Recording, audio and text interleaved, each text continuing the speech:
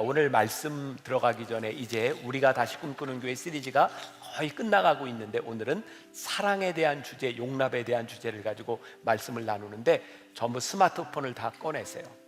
야, 청년들은 보니까 그냥 꺼내고 딱 시작을 하는데, 여기 오프라인으로 참석한 숫자보다 더 많은 사람들이 참여를 해요. 온라인에 있는 사람들까지. 근데 아무튼 10시, 12시 어른들은 뭐 끝까지 안 해. 괜찮아요. 안 해도 제가 아무 소리 안 합니다. 근데 아무튼 여러분들의 의견을 한번 내봅시다. 자, 여기 QR코드를 찍고 첫 번째 문제입니다. 우리가 둘 중에 하나 이런 사람이 된다면 어떤 사람이 되고 싶은가? 나는 사랑을 하는 사람이 되고 싶다. 나는 사랑을 받는 사람이 되고 싶다. 여러분들은 어디에 여러분들의 마음이 있나요? 한번 찍어보세요. 자, 사랑을 하는 사람, 사랑을 받는 사람. 네, 어제도 보니까 이제 비슷하게 이런 결과들이 나왔는데, 저는 이렇게 해석을 합니다. 내가 사랑을 해야 된다고 하는 것은 알지만 사랑을 받고 싶은 거예요. 요 사이에서 왔다 갔다 하기도 하죠. 자, 오늘은 예배 시간에 이제 몇 가지 질문들을 여러분들이 하게 될 거기 때문에 여러분 스마트폰을 이렇게 잘 이제 가지고 딱 때가 되면 같이 참여를 해주시면 됩니다. 네, 뭐 여기까지 퍼센테이지 한번 내볼까요? 52대 48% 정도 됩니다. 네, 자, 말씀으로 들어갑니다. 제가 지난 12주 동안, 그리고 오늘 13주째 계속해서 꿈꾸는 우리 교회와 우리의 신앙에 대하여 이야기를 하고 있습니다. 예수님께서 이 땅 위에 교회를 세우실 때, 우리를 하나님의 사람으로 부르실 때 어떤 교회가 되고 어떤 신앙이 되기를 원하셨는가? 우리들 이거 알고 교회를 다니고 이것 알고 신앙생활을 하면 좋겠다 하는 생각이 들어요. 오늘 우리가 읽은 본문 말씀은 너무나 유명한 말씀이에요. 하나님이 세상을 이처럼 사랑하사 독생자를 주셨으니, 하나님께서 세상을 이처럼 사랑하셨다고 하는 것, 그 사랑의 표징들은 교회에서 어떻게 우리들이 볼 수 있는가? 2018년도에 나온 유명한 책이 있습니다. 치열한 도전. 아세요? 아이고, 이름이 나왔네. 네, 제가 쓴 책이에요. 참 좋아요. 우리 교인들은 이게 필독서로 읽어야 된다. 혹시 안 읽은 분들은 꼭 한번 보세요. 제가 요 책에서 한 주제, 깍두기 같은 교회라고 하는 주제를 다룬 적이 있어요. 자, 우리 어렸을 때, 요즘 아이들은 그런 거 잘 모를 거예요. 옛날에는 그렇게 밖에서 많이 놀이들을 많이 했잖아요. 그때 깍두기라는 게 있었어요.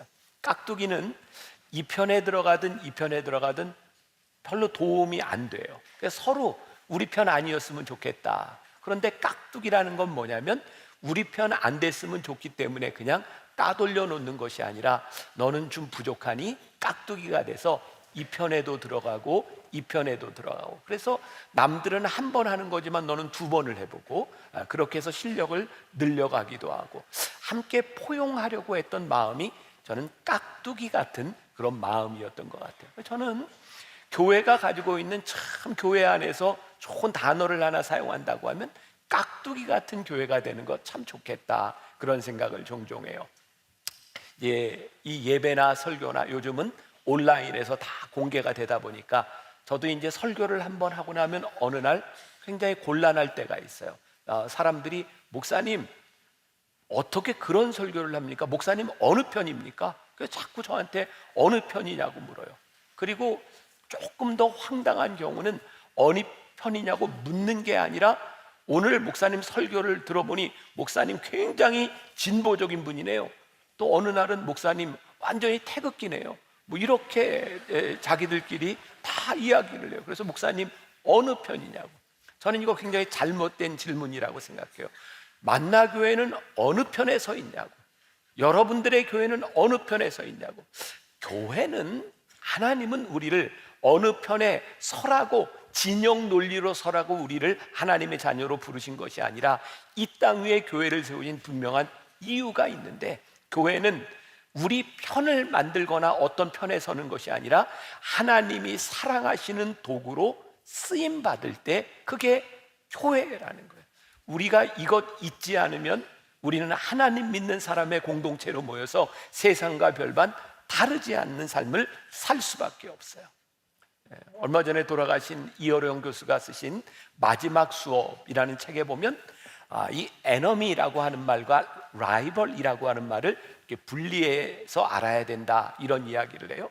요즘 사람들은 서로 진영이 갈려서 에너미가 돼 있어요. 네가 죽어야 내가 산다. 그런데 진짜 우리들에게 필요한 건 라이벌 의식이라는 게, 이 라이벌이라고 하는 말이 영어의 리버에서 나왔다 그래요. 저 위쪽에 사는 마을과 밑에 쪽에 사는 마을에 강이 흐르고 있어요. 이 라이벌이라고 하는 말은 여기에서 독을 풀어서 밑에 사람을 죽이는 것이 아니라 독을 풀면 다 죽어요. 강은 여기나 저기나 다 필요한 거예요. 그러니까 우리가 적으로 살지 말고 함께 살아갈 수 있는 라이벌 의식을 가지는 게 중요하다. 근데 우리가 요즘 이런 걸 잃어버리고 살아가는 것 같다는 생각이 들어요. 우리들 이 땅 위에 살아가면서 어떻게 모두가 다 평등하게 똑같게 살아갈 수 있겠습니까? 그리고 하나님이 우리들에게 똑같은 능력을 주신 것도 아니에요. 근데 교회는 우리와 다른 사람들을 바라보는, 영혼을 바라보는 눈이 있어야 된다. 왜? 하나님이 세상을 이처럼 사랑하사 독생자를 우리들에게 주셨기 때문이죠. 영혼을 사랑하는 공동체가 된다고 하는 것은 어떤 의미일까? 저는 그런 꿈을 꿔요. 하나님, 우리 교회에 사람들이 모여서 예배를 드리는 그 이유 하나를 이야기한다면, 하나님을 향한 사랑을 표현하고 싶은 사람들이, 하나님께 받은 사랑이 내 안에 있어서 그 사랑으로 인하여 모이는 공동체가 되게 하여 주옵소서. 우리는 무엇을 자랑하는가? 우리는 무엇을 내세우는가? 예수님이 이 땅 위에 오신 이유, 그것이 분명히 하나님이 세상을 이처럼 사랑하셨기 때문이라면 우리 공동체, 우리 교회는 그 사랑의 공동체가 되어야 된다는 말씀입니다. 마가복음 2장에 보면 아주 유명한 사건이 나와요. 예수님이 가버나움의 회당에서 말씀을 전하고 있는데 어떤 중풍병에 걸린 그 친구를 위해서 4명의 친구들이 그 회당의 지붕을 걷어내고 예수님께 환자를 내리는 그런 얘기 들어보셨죠? 네. 근데 예수님께서 그 중풍병자를 고쳐주셨어요. 근데 마가복음 2장 5절에 보면 여러분들 전혀 우리들이 이렇게 주의 기울이지 않을 수도 있겠지만 예수님이 이렇게 고쳐주셨어요. 예수님께서 그들의 믿음을 보시고 중풍병자에게 이르시되 작은 자야 내 죄 사함을 받았느니라. 저희 굉장히 흥미로운 부분이라고 생각하거든요. 이 중풍병자가 예수님 앞에 나와서 나음을 받은 이유는 그가 헌신되고 그가 믿음이 있고 이미 죄 사함 받은 사람이었기 때문이 아니라 아직 죄 사함 받지 못한 그 중풍병자를 향해 예수님이 그의 병을 고치시면서 얘야 네 죄 사함을 받았느니라. 그러니까 예수님 앞에 나오는 사유의 은총을 받은 사람들은 신앙인으로서의 필요한 조건을 다 갖춘 사람들이 아니라 아직 이 세상에 속한 사람을 우리 주님께서 바꾸어 주시고 우리 주님께서는 이 세상에 하나님의 사랑이 필요한 사람들에게 필요를 채워주시기 위하여 이 땅 위에 오셨다고 말씀하고 있는 거예요. 근데 우리들이 신앙생활하면서 종종 우리들이 잘못 생각하고 있는 것, 우리들이 신앙생활을 하는 이 공동체를 채우고 우리들이 신앙생활을 하기 위해서는 우리들은 뭔가 자꾸 조건이 필요하다고 생각하는 거죠. 꽤 오래전이에요. 우리 교회에서 이렇게 함께 연관돼서 사역을 하던 이상훈 선교사님이 있어요. 지금도 루안다에 있는데 그때 우간다에서 기아 대책과 함께 사역을 할 때 잠시 한국에 나와서 저하고 이야기할 기회가 있었어요. 그때 우간다에는 아직도 반군들이 있어서 계속해서 내전이 일어나고 있는 상황이었고 그 반군들은 마을에 어린 아이들을 데려다가 훈련을 시켜서 이렇게 용병으로 만듭니다. 그런데 그 우간다의 어느 마을에 그 반군에게 붙잡혀갔던 한 아이가 집으로 돌아오게 되었고 그리고 가족들과 함께 살면서 동생과 함께 밭에 일을 하러 나가게 되었대요. 근데 일을 하다가 힘드니까 그 동생이 나 못하겠다고 이렇게 쉬고 있는데 형이 부른 거예요. 너 왜 일 안 하니? 그랬더니 이 아이가 이렇게 대답을 했대. I am tired. 그 소리를 듣자마자 형이 낫으로 동생의 목을 잘랐어요. 이유는 반군들이 어린아이들을 훈련시키면서 아이들이 고된 훈련을 하면서 잘 참아내지 못하니까 아이들이 더 이상 가지 못하겠다고 I am tired 하면 바로 죽이는 훈련을 시켰어요. I am tired라고 하는 말이 I want to die, 나 죽고 싶다라는 의미였어요. 동생이 피곤하다는 말을 듣고 그 아이는 그냥 동생을 죽여버린 거예요. 그 마을에는 그런 남자아이들 뿐만 아니라 어린 아이들이 잡혀가서 누군지도 모르는 아이를 임신하고 돌아오는 아이들도 있는 그 세상 한가운데서 이상훈 선교사가 그런 얘기를 했어요. 목사님, 이 세상 한가운데 이 아이들을 위하여, 이 땅의 사람들을 위하여 찾아오는 사람이 유일하게 그리스도인입니다. 하나님의 사람으로 영혼을 사랑하는 사람들만이 이곳에 찾아옵니다. 성경은 예수님이 누군가의 필요를 채우시고 누군가의 병을 고치시고 예수님이 사역을 하셨을 때 주위에 많은 사람들이 예수님을 따랐다라고 되어 있어요. 자, 제가 언젠가도 그런 얘기 했어요. 예수님이 사역을 하시는데 예수님이 십자가를 지시겠다고 결심하셨을 때 사람들은 예수님을 다 이렇게 떠나가는데 십자가의 길이 쉽지 않았어요. 근데 예수님이 그 영혼들을 불쌍히 여기시고 그들을 위해 예수님이 자비와 사랑을 베푸실 때 예수님 주변에는 많은 사람들이 따랐다고 되어 있어요. 자, 마태복음 7장 28절과 29절 우리 같이 봅니다. 시작. 예수께서 이 말씀을 마치시매 무리들이 그의 가르치심에 놀라니 이는 그 가르치신 것이 권위 있는 자와 같고 그들의 서기관들과 같지 아니함일러라. 그러니까 예수님이 이렇게 가르치시고 예수님이 행하시는 일을 바라보고 사람들이 깜짝 놀란 거예요. 왜 놀라요? 서기관들과 같지 않은 거예요. 바리새인들과 같지 않은 거예요. 예수님은 그 영혼을 바라보는 영혼의 눈을 가지고 예수님이 행하셨을 때 그것이 그 시대에 예수님을 따르게 했던 가장 강력한 영향력을 만들어 주었다는 사실이에요. 자, 오늘 제가 여러분들과 이 영혼 사랑에 대하여 이야기를 할 텐데 제가 몇 가지 질문을 여러분들에게 밸런스 게임으로 드리는데, 자, 왜 제가 이런 질문을 하는지 여러분들이 답을 하시고 말씀 가운데서 여러분들이 스스로 이렇게 좀 생각하면 좋겠어요. 자, 준비되셨어요? 자, QR코드를 찍으면 이제 문제가 나올 겁니다. 자, 제가 질문합니다. 나무 생활, 우리 교회는 소그룹을 나무라 그러죠. 나무 생활을 하는데 나무 내에 정한 규칙이 있는데 꼭 혼자만 안 지키는 열매가 한 사람이 있어요. 다른 열매들도 동요하는 것 같아요. 그때 나는 용납하고 기다린다, 아니면 함께 하려면 규칙을 따라야 한다고 가르친다. 늘 우리들의 삶에 고민이 되는 부분이에요. 여러분들은? 자, 참 안 누르네. 참, 네, 자, 자, 그래요. 자, 여기까지 질문이 몇 개가 더 있기 때문에 오케이. 규칙을 가르친다가 조금 많은 것 같아요. 다음, 예배 시간에 늦게 오면서 고개를 빳빳이 들고 한 손에 커피를 들고 들어오는 사람이 있겠다. 나는 사정이 있겠지. 늦게라도 온 게 어디야 라고 생각한다. 아니면 뭐야, 나 같으면 고개 푹 수그리고 돌아올 텐데 라고 생각한다. 여러분들은 어디? 자, 네, 네, 오, 그래요. 비슷하게 이렇게 나오는데 솔직하게 지금 대답하시는 거죠? 네, 자, 오케이. 자, 여기까지만. 자, 세 번째. 자, 조용한 예배 시간, 아기가 갑자기 울기 시작하는데 아기 엄마가 달래지 않아요. 자, 나는 이해해야지. 아기인데. 또 하나, 좀 나가면 좋겠다. 자, 여러분들은 어디에 마음이 있으세요? 네. 자, 숫자로 한번 보여주세요. 좀 나가면 좋겠다가 좀 많네요. 자, 마지막으로 하나만 더. 조금 아까도 핸드폰이 울렸는데 예배 시간에 핸드폰을 진동이나 무음으로 해두지 않아 자꾸만 전화벨을 울리는 사람이 있다. 나는 참는다. 아니면 눈치를 주거나 가서 이야기한다. 자, 여러분들은 어떻게? 참는 사람이 더 많네요. 네, 자, 여기까지. 자, 여기에 정답은 존재하지 않아요. 제가 사실 이런 부분들의 질문들이, 이런 상황들이 우리를 참 힘들게 할 때가 많이 있어요.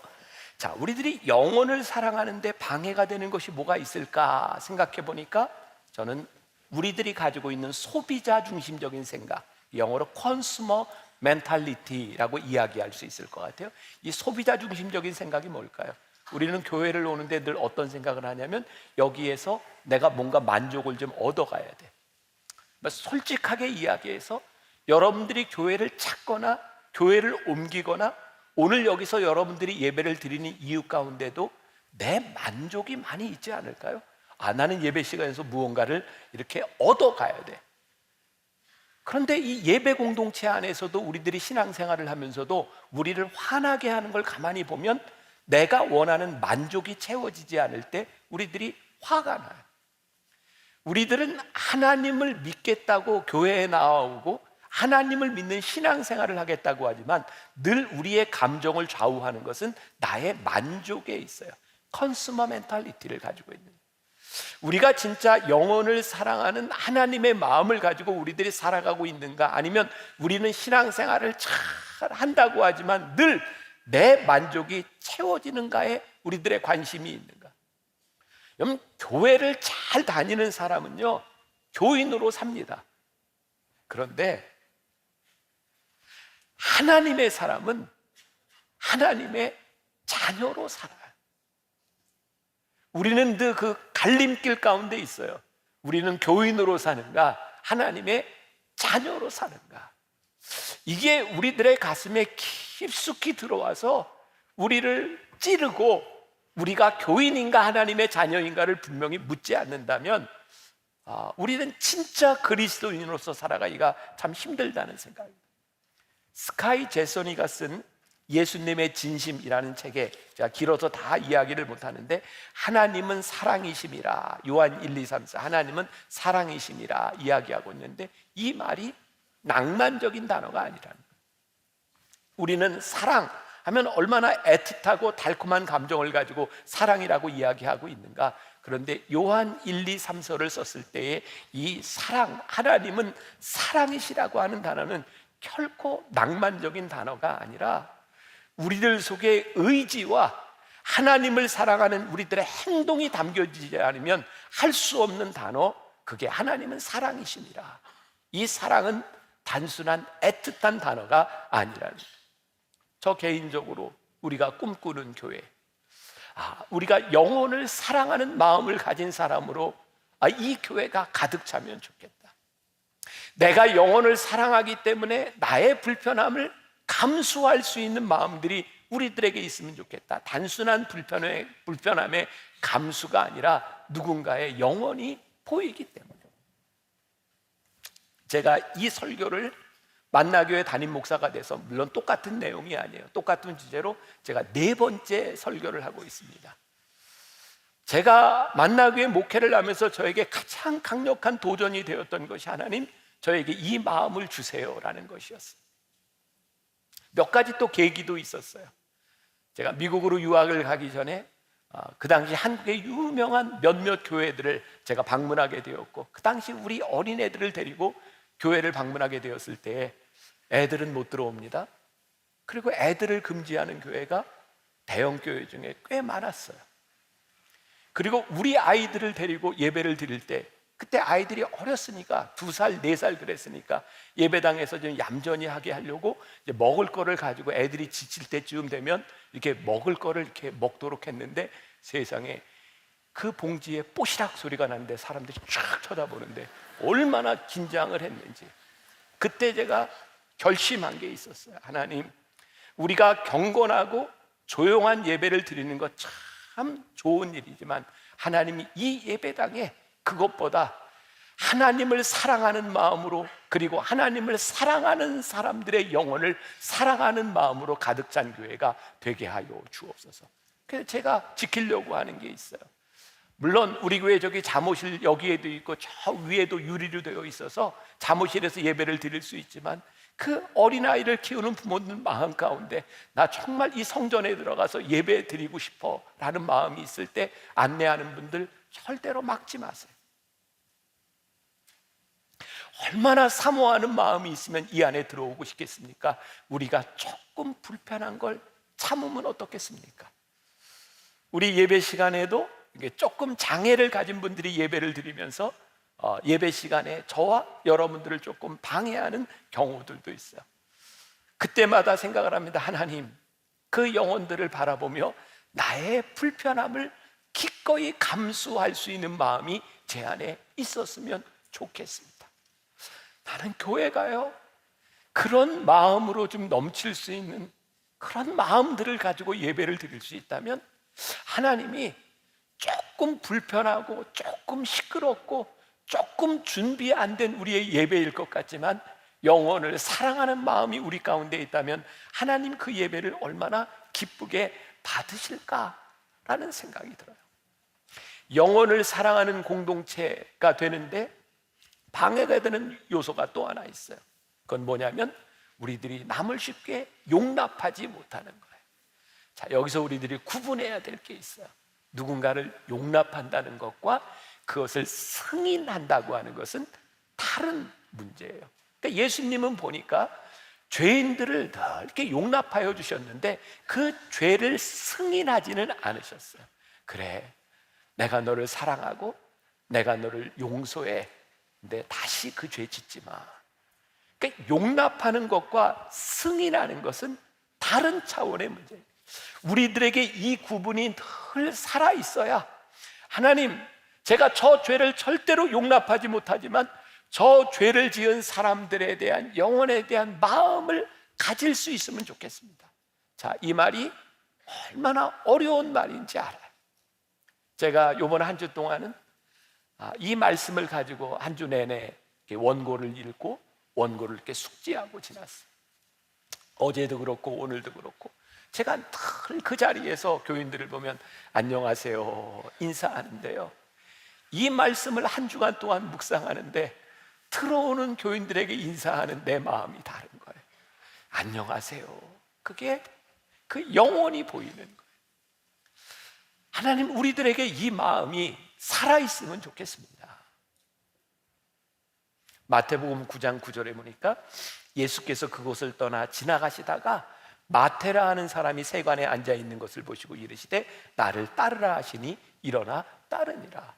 그러니까 예수님이 제자 마태를 부르시는데 그 사람이 지금 뭐 하고 있어요? 세관에서 세금을 받고 있어요. 그런데 예수님이 그를 부르셨거든요.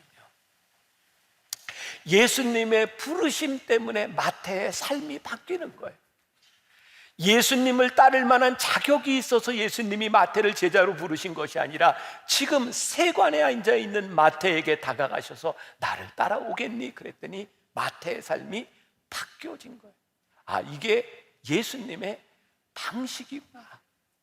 그런데 우리는 늘 내가 용납할 수 있는 상태가 되지 않으면 나는 용납할 수 없다고 생각하는 거예요. 다시 이야기해요. 이게 얼마나 우리들에게 힘든 일인지 알아요. 그런데 이게 성경이 하나님께서 우리들에게 가르쳐 주시는 방법이에요. 스카이 제서니의 책에 예수님의 진심에 나오는 글인데 이건 여러분들이 한번 사진 찍어가지고 나중에 좀 이렇게 써먹어도 괜찮아요. 여러분 소그룹에서도 그렇고. 자, 글 띄워주세요.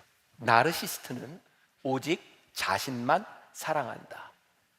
민족주의자는 오직 자기 민족만 사랑한다. 혁명가는 오직 자신의 명분만 사랑한다. 이상가는 오직 자신의 사상만 사랑한다. 인문주의자는 오직 자신의 인류관만 사랑한다. 크리스천은 눈앞에 짜증나는 인간을 사랑한다. 크리스천은 눈앞에 짜증나는 인간을 사랑한다. 아니, 사랑하려고 노력한다. 아니, 사랑하려고 애쓴다. 이게 크리스천입니다. 우리들이 믿지 않는 사람들을 바라볼 때 믿는 자의 수준에서, 믿는 자의 기준에서 누군가를 용납한다면 우리는 어쩌면 영혼을 사랑할 수 있는 사람이 아무도 없을지 몰라요. 유명한 성 어거스틴은 그렇게 말을 했어요. 교회는 병원과 같은 것이다. 성 어거스틴이 활동하던 시대가 AD 이제 300년, 400년 그때 성자로 불리는 어거스틴이요. 그 시대를 살았는데 그때는 이미 로마의 모든 제국이 기독교화가 되었고요. 교회에 큰 건물을 들이세워지고 교회에는 황제들이 와서 예배를 드렸어요. 황제들과 귀족들이 예배를 드리면서 그 교회 안에 가난하고 힘들고 옷차림이 누추한 냄새나는 사람들이 교회에 들어오는 걸 원치 않았어요. 어거스틴이 이렇게 이야기를 합니다. 교회는 병원과 같은 곳입니다. 만일 병원에서 피 흘리는 환자 때문에 이 침대 시트가 더러워지니 당신은 병원에 올 수 없습니다라고 이야기한다면 그 병원이 사명을 다하는 것이겠습니까? 교회에 예배드리는 공동체에 당신은 지저분해서 당신은 우리와 다른 사람이기 때문에, 당신은 우리와 어울리지 않는 사람이기 때문에 오늘 우리와 함께 예배할 수 없습니다라고 이야기한다면 교회가 그 사명을 감당할 수 있겠습니까? 죄인들을 바라보면서 당신의 죄가 얼마나 큰지, 당신 때문에 우리 교회가 오염될지도 모릅니다, 그러니 들어오지 마십시오라고 이야기한다면 교회가 그 사명을 감당하는 것이겠습니까? 이게 우리들에게 참 너무 힘든 일이구나. 우리 하나님께서 영혼을 바라보시면서 용납하셨던 사람들을 우리들이 용납할 수 있는 마음들이 있어야 되는데, 헬리나 우엔이 또 참 멋진 이야기를 했는데 이것도 한번 사진 찍었다가 써먹으세요. 너무 좋아요. 이렇게 얘기합니다. 제 자신도 실천하지 못하는 사랑을 가르치고 있을 때에도 용납해 주십시오. 자, 이 부분 제가 이렇게 설교를 하고 있는데 여러분들 중에 누군가가 저에게 그런 얘기할지 말고, 목사님이나 잘하세요. 사실 저에게 제일 두려운 부분이에요. 저는 정말 그럴 자격이 없는 사람이니까 이 사랑에 대한, 영원 사랑에 대한 이야기를 하면서도 그게 너무 힘든 거예요. 그런데 헬리나 우엔이 뭐라고 얘기해요? 제 자신도 실천하지 못하는 사랑을 가르치고 있을 때에도 용납해 주십시오. 언젠가는 가르치는 사랑을 행할 날이 올지도 모르기 때문입니다. 사람은 실패해도 사랑은 결코 실패하지 않기 때문입니다. 하나님의 사랑에는 실패가 없기 때문입니다. 사랑은 가장 큰 능력입니다. 가장 큰 행복의 원리입니다. 사랑은 모든 것을 움직이시는 하나님의 영원한 불변의 원리입니다. 우리가 꿈꾸는 교회, 우리가 다시 꿈꾸는 우리의 신앙생활은요, 우리가 완전하기 때문이 아니에요. 바로 이 공동체 안에 우리의 신앙 가운데 용서와 사랑이 있기 때문에 이 공동체가 아름다울 수 있는 거예요. 영혼을 사랑하는 공동체가 된다고 하는 이 영혼 사랑은 이 교회에서 일어나는 일이 아니라 이 세상에서 일어나는 일임을 우리 주님께서 명백하게 말씀하셨어요. 하나님이 세상을 이처럼 사랑하사. 제가 언젠가 어떤 교회 집회를 갔는데 그 교회 장로님이 어떤 대학의, 크리스찬 대학의 행정을 책임지고 있는 분이에요. 저에게 그런 얘기를 하더라고요. 목사님, 우리 교회는요, 총장님도, 여기 이사장도, 그리고 이사들도, 목사님도 있고 신앙생활하는 사람들이 참 많은데요, 우리 학교는 늘 싸워요. 하나님을 믿는데 하나님의 법이 없어요. 늘 싸우면서 하나님의 뜻이라고 이야기를 해요. 그런 마음이 드는 거죠. 하나님을 믿는 사람이 아니라 종교인이 되어버린 사람. 그래서 우리의 기준이 하나님의 뜻인 것처럼 착각하고 있는 사람. 그래서 우리는 크리스찬 공동체 안에서 너무나 이기적인 사람들을 많이 보는 거예요. 하나님의 이름으로 누군가를 힘들고 아프게 하는 사람들을 너무 많이 보는 거예요. 하나님의 이름이 우리 가운데 살아있기 때문에 우리는 따뜻하고, 하나님의 이름이 우리 안에 있기 때문에 우리들이 용납해야 되는데 그것이 사라져버렸다면, 아니 우리 교회가 이렇게 하나님 앞에 축복을 받았습니다, 아니 내 삶에 이런 물질적인 축복이 있습니다 라고 자랑할 때에 그 축복이 누군가에게 복이 되고 그것이 누군가에게 축복이 되어야 되는데, 우리가 받은 축복으로 누군가 피눈물을 흘리고 있는데 그것이 우리들에게 축복이라고 자랑하고 있다면 우리들이 얼마나 이기적인 사람들이 되어버려요. 2021년 4월 27일 한국일보의 칼럼에 나온 그 재미있는 얘기입니다. 재미있게 들어주세요. 어느 날 오토바이를 타고 가던 성직자 둘이 과속으로 붙잡혔다. 아니 모범이 되어야 할 분들이 이러시면 안 되는 거 아닙니까? 사고가 나면 어떻게 하시려고요? 이번에 그냥 봐드릴 테니 다음부터 조심하세요 라고 경찰이 이야기하자 한 사람이 이야기합니다. 염려 마세요. 예수님이 함께 타고 계세요. 그러다 경찰이 예수님이 타셨다고요? 그럼 세 분이 탔다는 얘기인데 딱지를 떼야 되겠습니다 라는 유머가 있어요. 특히나 믿는 자들은 원칙을 지키며 정직한 마음으로 하나님이 주신 직분과 능력과 축복과 이름을 소중히 여기고 사랑해야지, 그것으로 인해 하나님의 이름을 남용한다면 축복의 도구가 아닌 근심의 도구가 되니 조심해야 한다. 크리스찬이라고 하면서 교회와 하나님의 이름을 남용하며 세상을 산다면 영혼을 파는 사람이고 무지한 사람이다. 거룩함은요, 이 세상 한가운데서 영혼을 사랑할 때 가장 빛나는 거예요. 교회의 가장 큰 힘은 하나님이 사랑하시는 영혼들을 사랑하는 공동체가 될 때 교회는 가장 강력한 힘이 있는 사람이 되는 거예요. 그리스도의 사랑이 무기력한 것처럼 보이지만 그것처럼 강한 능력을 가진 것이 없다고 하는 것을 우리들이 믿는 것이. 어떤 분이 저에게 보내주셨던 글입니다. 조금 긴 글입니다. 그냥 잘 들어주세요. 소록도에서 목회 활동을 하고 있는 K 목사 앞에 70이 넘어 보이는 노인이 다가와 섰습니다. 저를 이 섬에서 살게 해줄 수 없습니까? 느닷없는 노인의 요청에 K 목사는 당황한 표정을 지었습니다. 아니, 노인장께서는 정상인으로 보이는데 나 환자들과 같이 살다니요? 제발.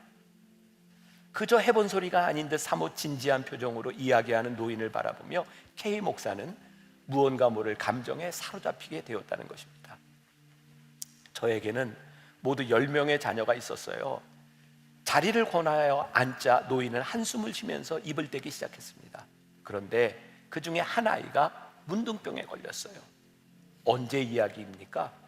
지금으로부터 40년 전 그 아이가 11살 때였죠. 발병 사실을 알았을 때 우리가 할 수 있는 행동은 그 아이를 다른 가족이나 동네로부터 격리시키는 것이었습니다. 여기로 왔겠군요. 그렇습니다. 소록도에 나환자촌이 있다는 말만 듣고 우리 부자가 길을 떠난 건 어느 늦 여름이었습니다. 그때만 해도 교통이 매우 불편해서 서울을 떠나 소록도까지 오는 여정은 멀고도 힘든 길이었죠. 하루, 이틀, 사흘, 더운 여름날 먼지 나는 신장로를 걷고 타고 가는 도중에 우리는 함께 지쳐버리고 만 겁니다. 그러다 어느 산속 그늘 밑에서 쉬는 중이었는데 나는 문득 잠에 골아떨어진 그 아이를 죽이고 싶었습니다. 바위를 들었지요. 마음에 내키진 않았지만 잠든 아이를 향해 힘껏 던져버렸습니다. 그런데 그만 바위돌이 빗나가고 만 거예요. 이를 악물고 다시 돌을 들었지만 차마 또다시 그 짓을 할 수는 없었어요. 아이를 깨워 가던 길을 재촉했습니다. 그런데 문제는 소록도에 다 왔을 때 일어났습니다. 배를 타러 몰려든 사람들 중에 눈썹이 빠지거나 손가락이며 코가 달아난 문둥병 환자들을 정면으로 보게 된 것입니다. 그들을 만나자 아직은 멀쩡한 내 아들을 소록도에 선뜻 맡길 수가 없었습니다. 멈칫거리다 배를 놓치고 만나는 마주 서 있는 아들에게 내 심경을 이야기했죠. 고맙게도 아이가 이해를 하더군요. 저런 모습으로 살아서 뭐 하겠니? 몹쓸 운명이려니 생각하고 차라리 너하고 나하고 함께 죽는 길을 택하자. 우리는 나루터를 돌아 아무도 없는 바닷가로 갔습니다. 신발을 벗어두고 물속으로 들어가는데 어찌나 눈물이 나오던지 한 발 두 발 깊은 그곳으로 들어가다가 거의 내 가슴 높이까지 물이 깊어졌을 때였습니다. 갑자기 아들 녀석이 소리를 지르지 않겠어요? 내게는 가슴 높이였지만 아들에게는 턱 밑까지 차올라 한 걸음만 삐끗하면 물에 빠져 죽을 판인데 갑자기 돌아서더니 내 가슴을 떠밀며 악을 써대는 거예요. 문둥이가 된 건 난데 왜 아버지까지 죽어야 하느냐는 거죠. 형이나 누나들이 아버지만 믿고 사는 판에 아버지가 죽으면 그들은 어떻게 살겠냐는 것이었습니다. 완강한 힘으로 자기 혼자 죽을 테니 아버지는 어서 나가라고 떠미는 아들 녀석을 보는 순간 나는 그만 그 애를 와락 껴안고 말았습니다. 참 죽는 것도 쉽지만은 않더군요. 그 소록도로 아들을 떠나보내고 서울로 돌아와 서로 잊은 채 정신없이 세월을 보냈습니다. 9명의 아이들이 자라서 대학을 나오고 결혼을 하고 손자 손녀를 낳고 얼마 전에 큰아들이 시골의 땅을 다 팔아서 함께 올라와 살자더군요. 그래서 그렇게 했습니다. 처음 아들네 집은 편했습니다. 주는 대로 받아 먹으면 되고 입을 펴주면 들어누우면 자면 그만이고 가끔씩 먼저 죽은 마누라가 생각이 났지만 얼마 동안은 참 편했습니다. 그런데 날이 시간이 지날수록 아이들 눈치가 보이기 시작했습니다. 그 애들은 아무 말도 없는데 말입니다. 어느 날인가는 드디어 큰 아이가 입을 엽디다. 큰 아들만 아들이냐고. 그날로 말없이 짐을 꾸렸죠. 그런데 사정은 그 후로도 마찬가지였어요. 둘째, 셋째, 넷째. 허탈한 심정으로 예전에 살던 시골집에 왔을 때 문득 40년 전에 헤어진 그 아이가 생각이 나는 겁니다. 11살의 문둥이가 되어 소록도라는 섬에 내다버린 아이. 내 손으로 죽이려고까지 했으나 끝내는 문둥이 마을에 내팽개쳐지고 40년을 잊고 살아왔던 아이. 다른 9명의 아이들에게는 온갖 정성을 쏟아 힘겨운 대학까지 맞춰놓았지만 내다버리고 까마득하게 잊어버렸던 아이. 다시 또 먼 길을 떠나 그 아이를 찾았을 때 그 아이는 이미 아이가 아니었습니다. 쉰이 넘은 데다 그동안 겪은 병고로 인해 나보다 더 늙어 보이는, 그러나 눈빛만은 예전과 다름없이 투명하고 맑은 내 아들이 울면서 반기는 것이었습니다. 그는 나를 껴안으며 이렇게 말했습니다. 아버지를 한시도 잊은 날이 없습니다. 아버지를 다시 만나게 해달라고 40년이나 기도했는데 이제야 기도가 응답되었군요. 나는 흐르는 눈물을 닦을 여유도 없이 물었죠. 어째서 이 못난 애비를 그렇게 기다렸는가를.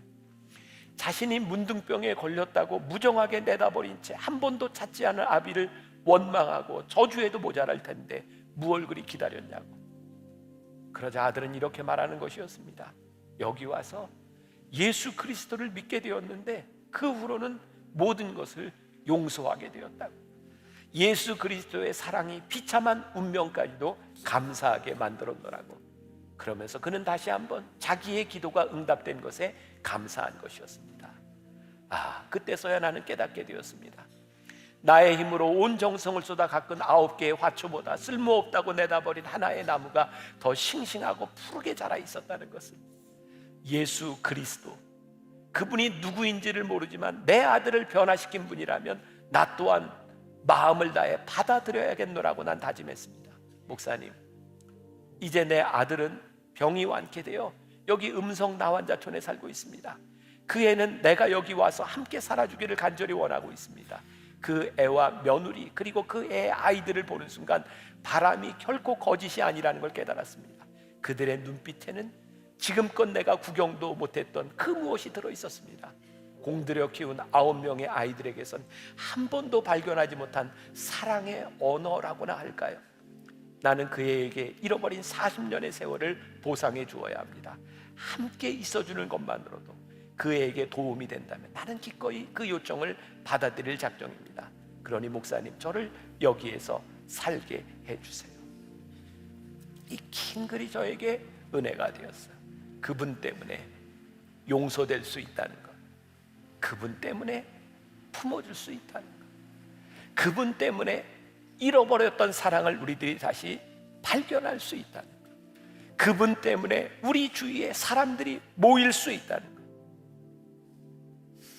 저는 우리 교회를 찾아와서 함께 예배드리는 우리들의 입에서 만나교회 프로그램 좋아요, 만나교회 건물 좋고요, 예배가 좋아요, 만나교회는 사람들이 친절해요. 아니, 그 말보다 이 교회 가면 영혼을 뜨겁게 사랑하는 사람들이 있어요.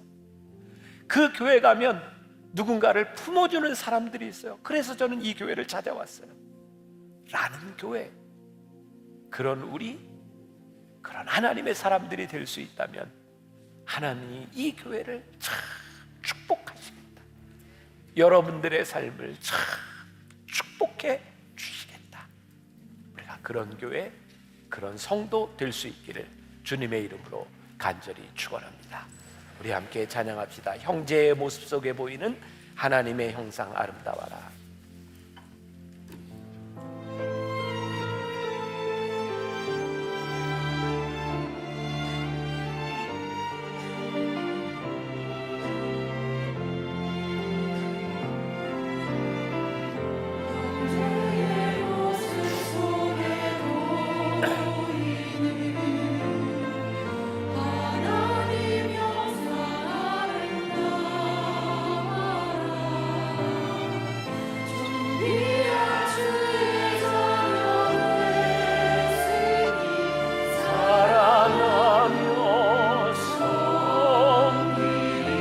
자매의 모습 속에, 자매의 모습 속에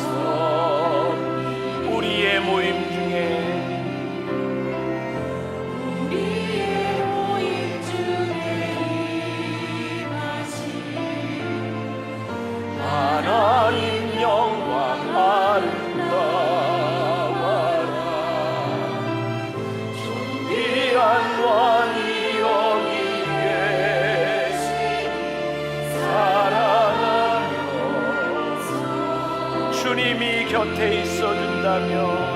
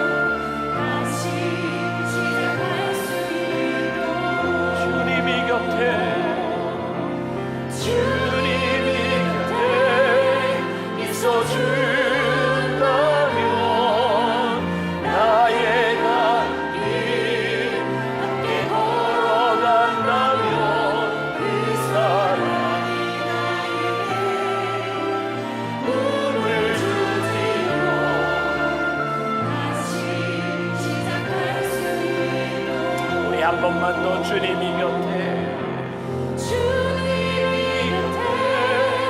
있어준다면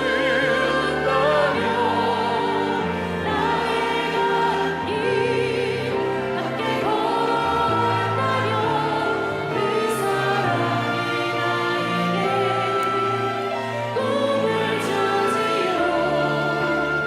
다시 시작할 수 하나님을 함께 예배하는 우리 성도들의 마음 가운데 꿈이 있습니다. 주님 때문에 용서할 수 있고, 주님 때문에 사랑할 수 있고, 만나교회 가보았더니 참 영혼을 사랑하는 사람들로 가득 차 있어. 그것이 참 복되구나 고백할 수 있는 공동체. 하나님, 우리가 참 이기적인 사람들입니다. 하나님을 예배한다고 하면서도 내 만족이 채워지지 않으면 금방 화가 나고, 내 마음에 들지 않으면 내 속에 분노가 일어나는 그런 약한 사람들입니다. 그런데 오늘 우리의 마음 가운데 그런 기도의 제목이 생겼으면 좋겠습니다. 주님으로 인하여 용서하고, 주님으로 인하여 용납하고, 주님으로 인하여 사랑할 수 있는 사람들, 그런 믿음의 공동체, 그런 신앙의 하나님의 자녀된 삶을 살아갈 수 있는 우리 귀한 믿음의 성도들 되게 하여 주옵소서. 지금은 우리 주 예수 그리스도의 은혜와 하나님 아버지의 무한하신 사랑과 성령의 인도하심이, 영혼을 사랑하는 용납이 있는 공동체, 우리를 거기에 불러주셨사오니 그렇게 살아가겠습니다 다짐하며 나가는 당신의 사랑하는 모든 백성들 위해 지금부터 영원까지 함께 하시기를 간절히 축원하옵나이다.